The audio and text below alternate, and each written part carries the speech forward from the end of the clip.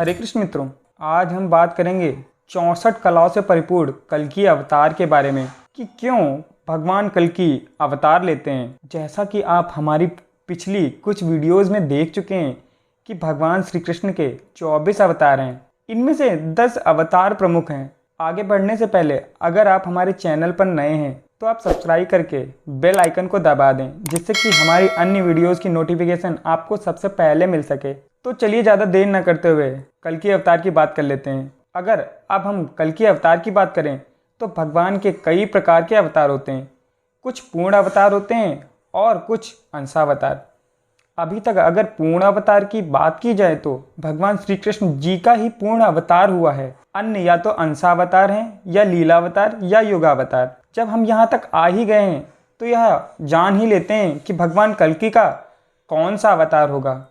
पौराणिक मान्यताओं के अनुसार भगवान कल्कि का युगा अवतार होगा। इसके अनुसार भगवान कल्कि युग निर्माण का कार्य करेंगे, क्योंकि उस समय कलयुग का अंत हो जाएगा और सतयुग का आरंभ होगा।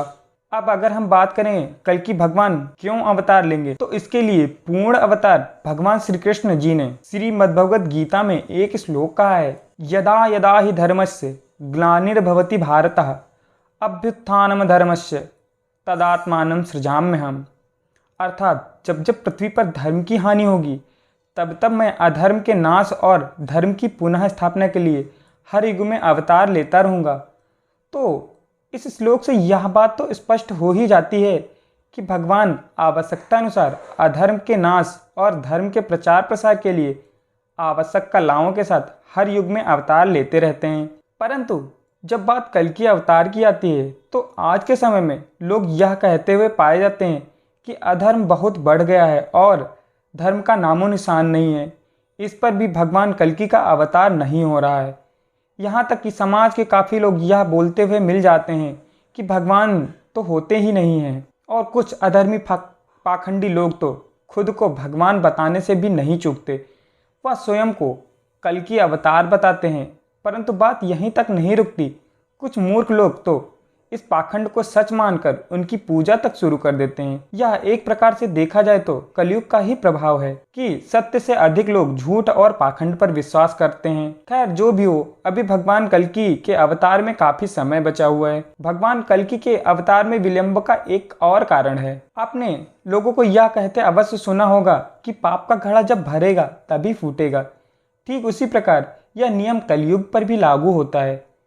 इसी कारण कलयुग यानी कली पुरुष जो कलयुग के अंतिम चरण में भौतिक रूप में प्रकट होगा उससे जुड़ा हुआ है। वैदिक मत के अनुसार कली पुरुष का निवास स्थान पाप से अर्जित स्वर्ण, पर स्त्री गमन, जुए, हिंसा और मदपान में है। जब इन सब कार्यों की अधिकता हो जाएगी तब कली पुरुष की शक्तियां बढ़ने लगेगी और वह भौतिक स्वरूप में प्रकट हो जाएगा। फलस्वरूप वह लोगों को अधर्म की राह पर ले जाएगा और कलयुग लोग खुशी खुशी अधर्म का पालन करेंगे। अब आप इस बात से अंदाजा लगा ही सकते हैं कि यदि आप कोई धार्मिक कार्य का आयोजन कर रहे हैं तो कुछ गिने चुने ही लोग होंगे।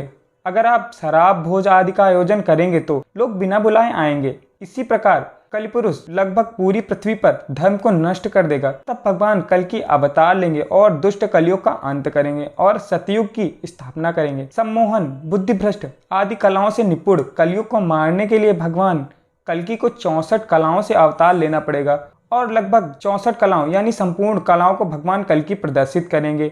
अगर आपको हमारी यह जानकारी अच्छी लगी है तो आप चैनल को सब्सक्राइब करें और जुड़े रहें गीता सत्य के साथ। जय श्री कृष्ण।